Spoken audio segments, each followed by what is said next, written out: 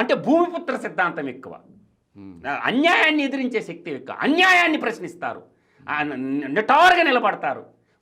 నాయకులు మోసం చేయొచ్చు, తెలంగాణ బిడ్డలు ఏ రోజు మోసం చేయలే.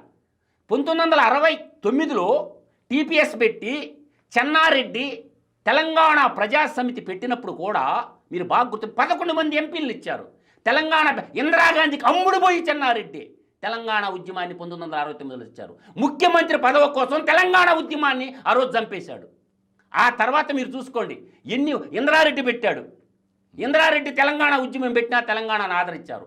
ఇంకా చెప్తా నేను, నాగం జనార్దన్ రెడ్డి ఆటో గుర్తు పెట్టుకుంటే తెలంగాణకి అతను గెలిపించారు. తెలంగాణ అన్న ప్రతిసారి ప్రతి ఓడిని గెలిపించారు తెలంగాణ ప్రజలు. కానీ నాయకులు మోసం చేశారు. ప్రజలు ఎప్పుడు తెలంగాణ, అందుకని తెలంగాణ అనే ఆకాంక్ష నిరువుగప్పిన నిప్పు. తెలంగాణ జోలికొస్తే ఒప్పుకోరు ఏ విషయంలో కూడా. అందువల్ల ఇలాగా ఉండాలి. ఇది లేకే ఆంధ్రప్రదేశ్లో దొంగలు, దోపిడీదారులు, దగులుబాజీలు ఎక్కువైపోయారు.